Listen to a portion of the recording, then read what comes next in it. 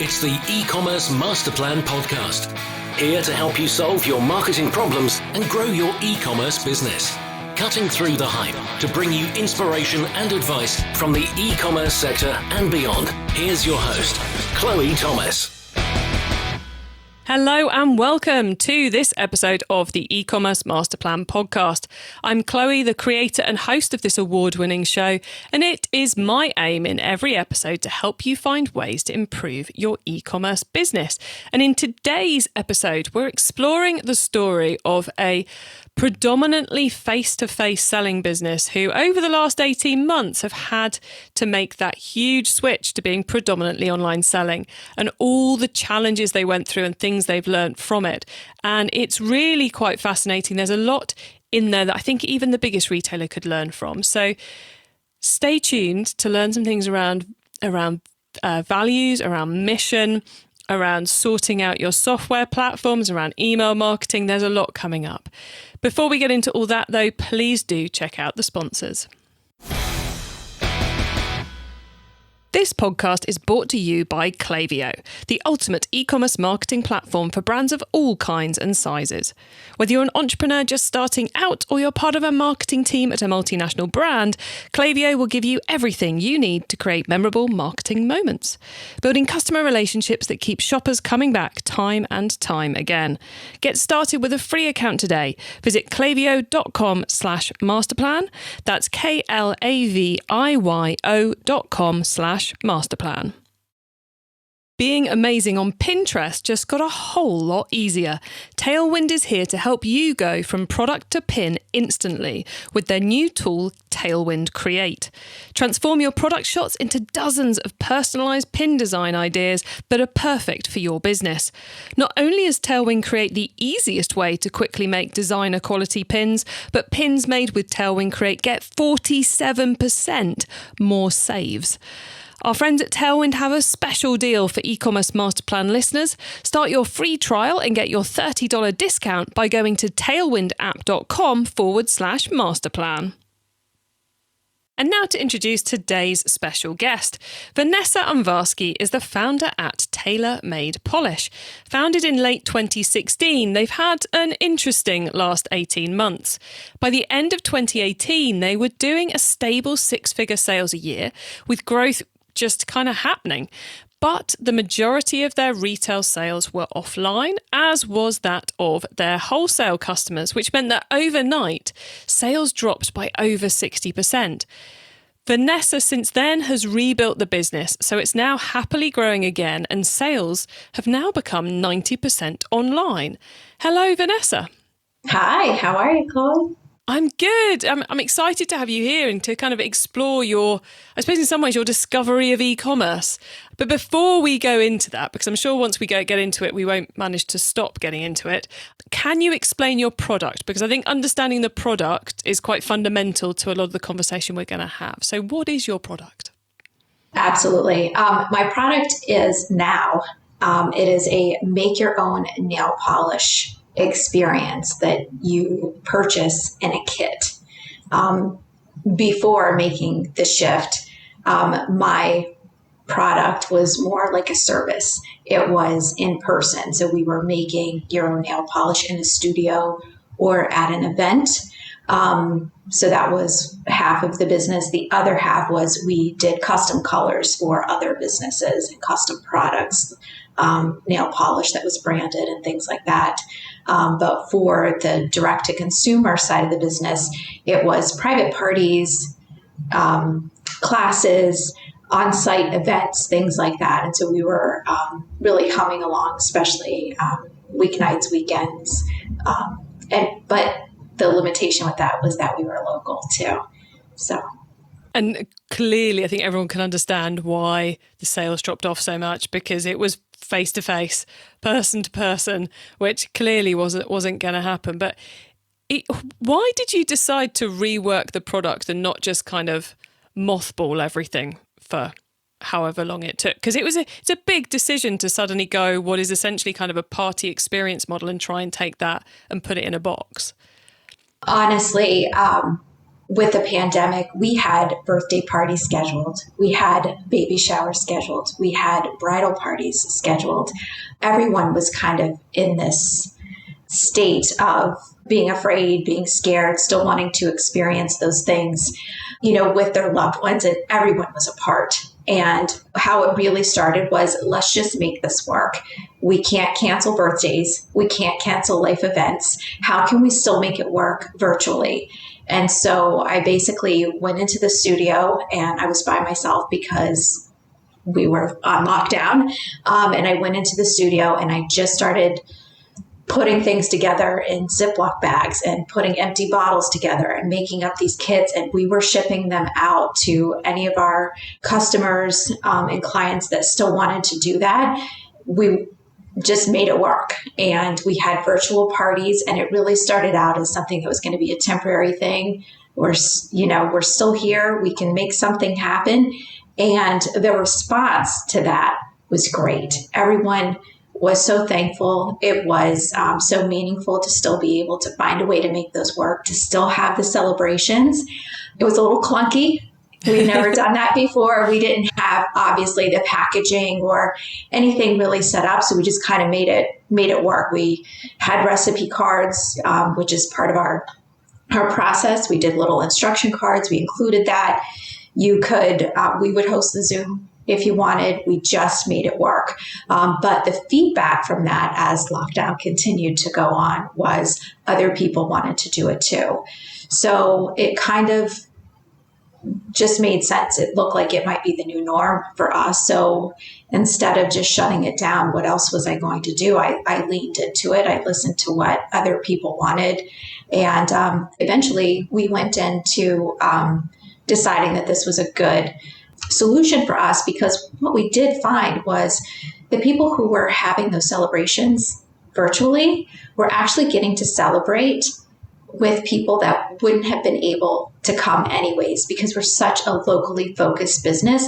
Now, all of a sudden, we were always able to ship, which I'm very thankful for. So we were able to ship anywhere in the United States. So people that would have never heard of us before were getting invited to these virtual celebrations. And, it was just another avenue for us to connect with even more people and to bring our concept to more people. Yeah, it gave you suddenly unlocked, rather than, 100 miles of your store, it unlocked the rest of the country. It did. And I think one of the other things that I'll just back up and say really quickly that's probably important for people to understand with the business is we're a make your own nail polish concept. The reason why we started, though, was not just the experience. That was a result or kind of a byproduct of why I initially started it. I was looking for healthy alternatives for nail polish. And with the research and stuff that I was doing, I just wasn't comfortable with some of the things that were on the market or the way they were kind of greenwashed on the market. And so just, being completely honest. So I started this just making it myself. And then it was a fun process that I shared with other people. And what made this something that was more meaningful than just healthy nail polish was that it was the experience. It was getting to create something. It was getting to spend time with friends and family members. And that's the thing that I think has really been the differentiator with us, because you can get nail polish anywhere. Mm-hmm. You can oftentimes get something that's healthy enough for you. But aside from that, you're not just mixing a color, you're creating a product yourself. When you're opening up the box, you're, doing your color, your recipe, your finish, your tone, everything that makes that unique to you. And you're getting to potentially share it with other people. You're always going to remember that color and who you made it with, why you made it, what was going on in your life. And every time you wear it, you think about that time. And that has been what's kind of resonated, I think, with a lot of people. And so getting to share that, especially during a time when we're all craving the connection, has just been, it's been wonderful for us, but it's been, I think, equally as meaningful to our customers too. I think it's a great example of how, if you know why your company exists, it makes pivoting and changing a lot more straightforward. If you know it's about the kindness of the product to the person who's wearing it, and it's about the experience, well, it's not about people coming to a specific location. It's about an experience and connectivity, and it's about choosing a better product that's better for us. And that can happen anywhere. It suddenly makes the change seem less formidable, because actually it's you're still staying true to the core of the business. Absolutely. Do you think you'd have eventually taken this step in the business if I know it's a really hard question to answer, but if the pandemic had never happened? I've thought about that a lot. I don't think that I would have. And I think that would have been a mistake for my business. So I think this was truly a silver lining. The way that I was looking to grow the business would not have been in this way. And I think I don't think it would have been as good for the business. So I'm really excited about the changes that we've made. We still have, a long road ahead of us in terms of kind of nailing things down, but we have a clear line of sight now. And I think that I'm really grateful for kind of the twists and turns and the complete roller coaster. It's been great. It really gave me the opportunity to rethink things. Now we're in 34 states. That happened pretty quickly.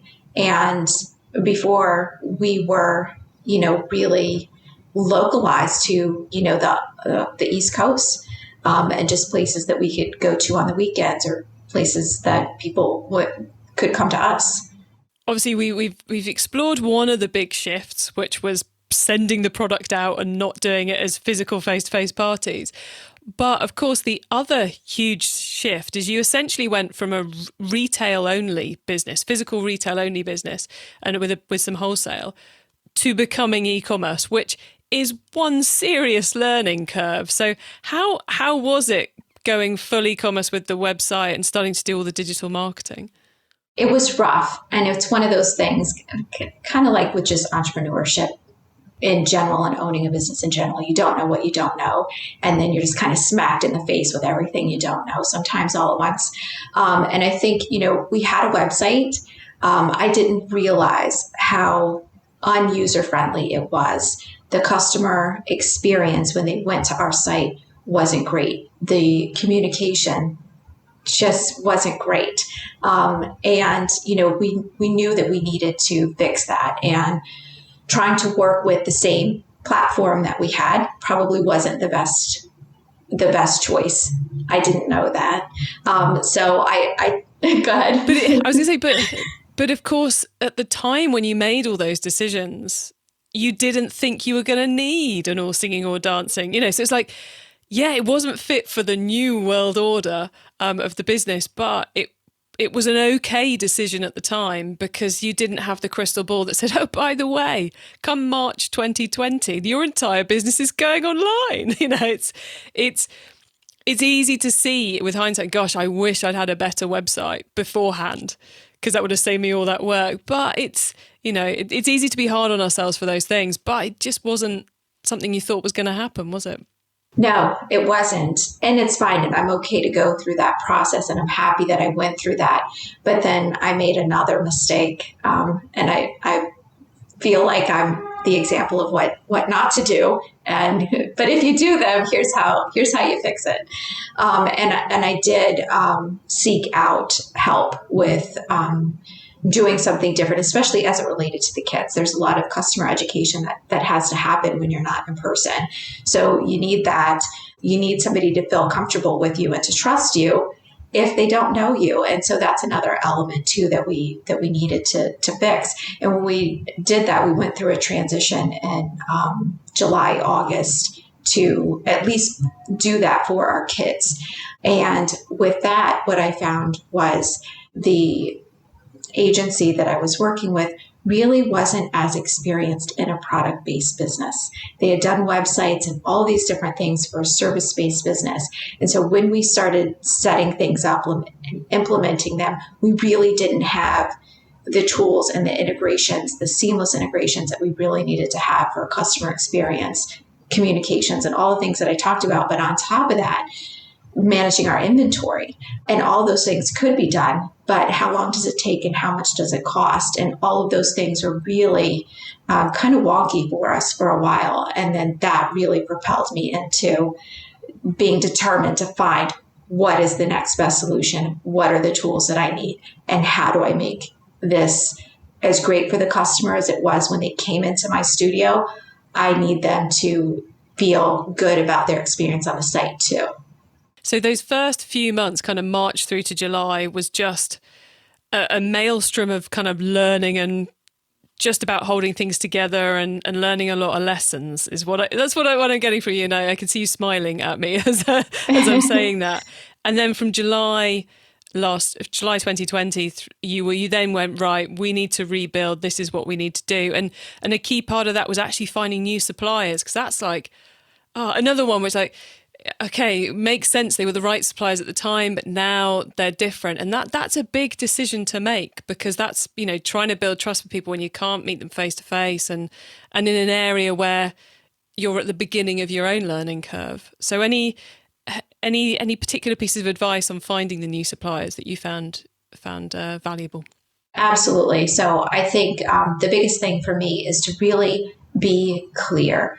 Try to think of everything that you think that you might need, and then even explore on top of that.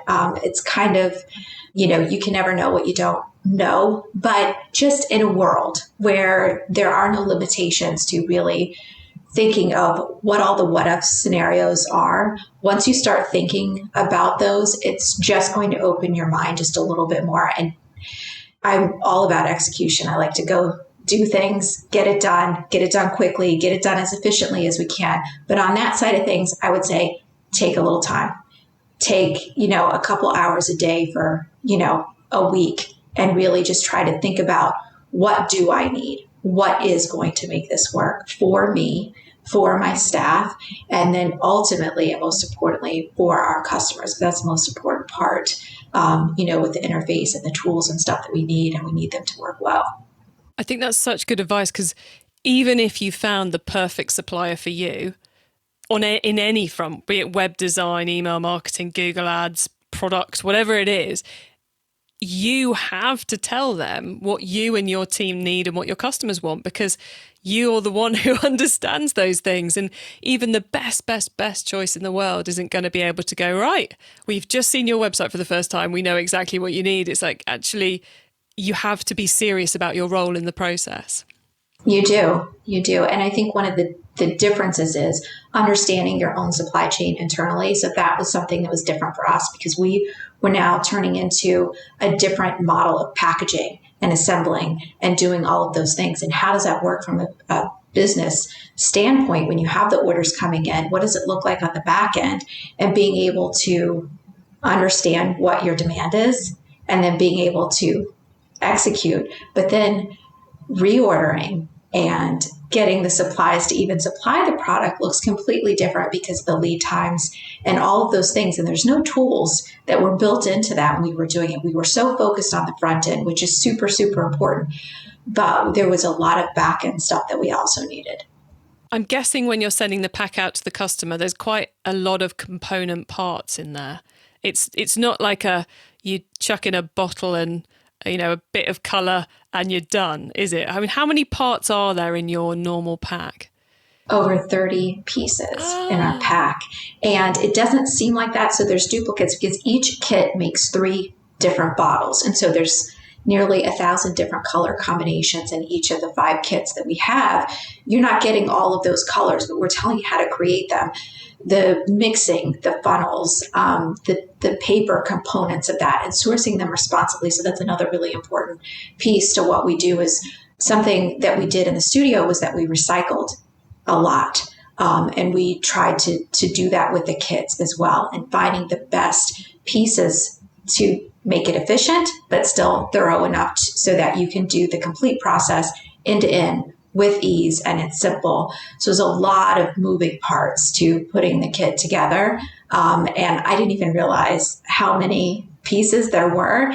And that's another, I don't want to go off too much on a tangent, but that's another thing when you say to a customer, oh, there's over 30 pieces in this kit. some think that's overwhelming. Other people think of it as a value to the kit. So there's two frames of thought, and understanding that differences was another hurdle we kind of had to get over as well. What I love, though, is that although you were up against all this pressure and all these challenges, you weren't just going to Alibaba or eBay and going, I need 1,000 bottles or whatever it was you needed. You were still doing the diligence of, our mission is this. We are still going to be adhering to our values and our mission, even though we're switching. And I think that's admirable. I think it speaks to the success you've had since the switch. But one thing I want to make sure we talk about a little bit before we wrap up is the marketing journey you've been on, because you've referenced a couple of times about how you've had to get the right content out there to the customer, because all that stuff you and your party, the people running the parties historically were doing and explaining, you're now putting in the hands of the customer, and your product really lives or dies based on the experience. So there's a lot of information you have to get over to the customer so they can kind of run their own event successfully, I suppose. So how did you go about doing that? Because that's another huge ask.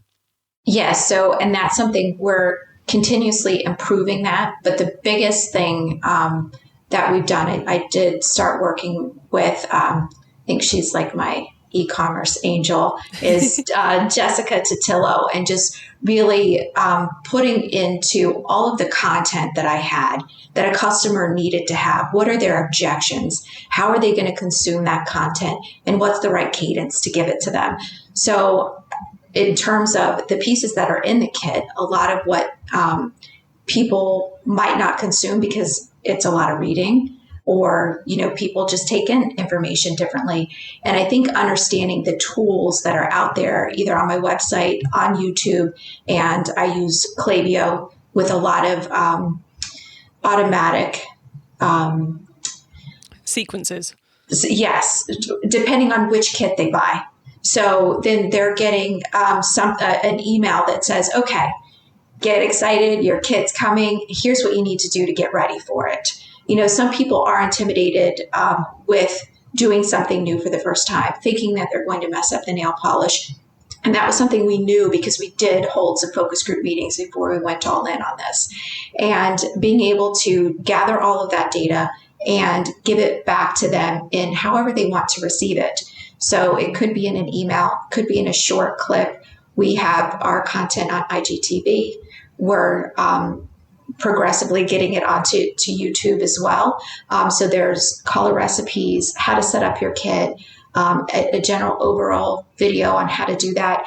And I think understanding that and listening to your customers when they're giving you feedback. Obviously, we can't do everything, but what makes the most sense, and being able to accommodate that. And there's so many tools out there to be able to do that and make it manageable for you as a business owner, and really great for your clients as well.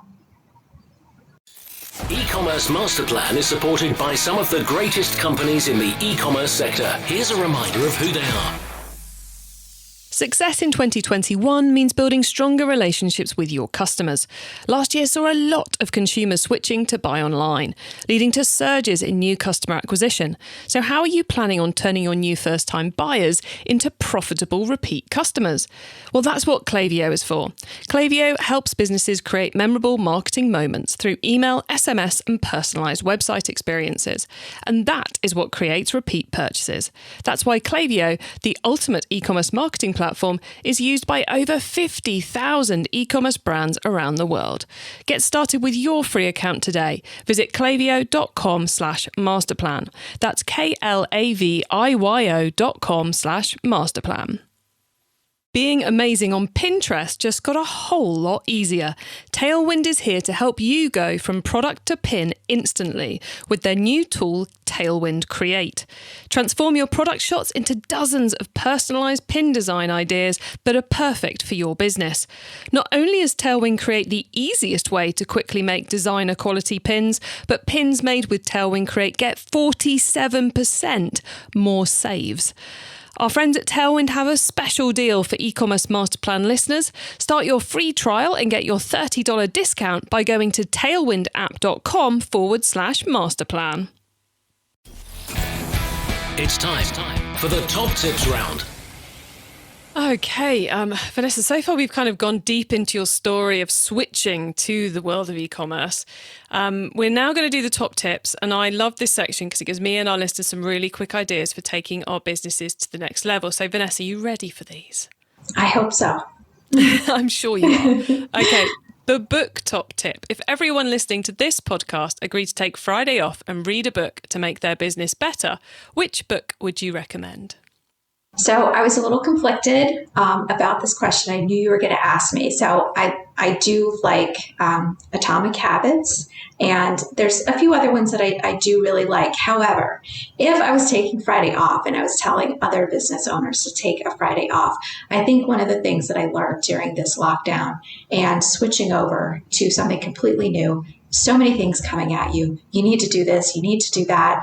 All of these things are kind of hitting you in the face. And I think what really helped me with my business was to read books that were a little bit more inspiring, somebody else's journey through adversity, something else that I could just be related or that I could relate to. So I didn't have a to-do list at the end. And so my favorite book for that is The Power of Broke by Damon John. I love him. I think he's so inspiring just with his story. And I like his other books as well. So that's one of the things I'll say. I like that. Great recommendation. If you're feeling a bit overwhelmed, don't go for another how-to book. Yes. Pick something else. Be kind to yourself, people. Okay, the traffic top tip. Which marketing method do you either prize above all others or think doesn't get the press it deserves? So I think the surprising one that has worked really well for us are the live collaborations that we have had. So when we're able to do something in person, whether it's a Zoom, a webinar, or just connecting, I think people want to see other people connecting. And that has been one of the things that has really helped us talk to our customers in a time where we haven't been able to. And that's something that I feel is fundamental to our business. And it's surprisingly given us a lot more traffic. You never know how those things are going to work out. I love the fact you mentioned that because I've been surprised how few retailers seem to be doing virtual sales events as such over the pandemic. Even if, not necessarily here's a product, buy it, but come and explore our product, come and ask our questions. It seems, whether they be a webinar or something else, it amazes me that more haven't done it because it is, like you say, we are actively searching for human connection at the moment. And quite frankly, many of us will take it wherever we can find it. So why not try and build that into your brand? I think that's a brilliant tip. Thank you. The tool top tip, maybe a collaboration tool, a social media plugin, a phone app, or just a way of working. Is there a cool little tool you use that makes you and your team more efficient from day to day? So I would answer this. I think the most efficient thing for us, while we do use a lot of great automation tools, organizational tools, one of the things that we did just as a check-in to start, that we started implementing once a week is every Friday, because all of us now are doing very different jobs than we did within the business. So every Friday, and I tend to be the bottleneck, especially with all the new things that we're doing for e-commerce, I ask the team every Friday so that we're prepared for the next week, the following week. What did you work on this week? What did you accomplish? What are you going to work on next week? And what do you need from me? And it just sets the tone for everyone to prioritize, to get a pulse on what everybody's working on, and then to pat everyone on the back because we've had some really big weeks where we're just putting out stuff and, it's a lot. It's new. And I think just that gauge that you have and the connection with your team is really important too. I love that. A kind of low stress meeting. So you can, there's a work element to it. So no one's going to fail to turn up, but it gives you that more casual catch up with them. Mm-hmm. Absolutely. Love it. Okay. Growth top tip then. If you met someone today who's focused on growing their e-commerce business from 100 orders per month to 1,000, what would be your number one tip for them? be as prepared as you can. So kind of going back to setting up the tools in advance so that you're ready to capture from going to 100 to 1,000, because cleaning up that mess on the back end is going to take you 10 times as long. Not like that's something you've just been through there, Vanessa. No, not at all. Oh, look, Vanessa, thank you so much for sharing so much with us. Before we say goodbye, could you please let the listeners know where they can find you and your business on the web and social media, please? Yes, you can find us on our website at tailormadepolish.com. That's Taylor with an AY. And our social media handles on Facebook and Instagram are both TaylorMade Polish. And I do have a code for everyone to save 20% site-wide on tailormadepolish.com. The code is eCom Master Plan, ECOMM Master Plan. Awesome. Thank you very much for that, Vanessa. It's been really lovely exploring your story with you. And I'm sure many people, at the very least, will be listening to this going, yep, did that. Yep, did that. Oh, yeah, been through that. So hopefully we've given them some relief. And I'm sure we've inspired many others. So thank you so much for coming on the show. Thank you so much. It was great to connect with you.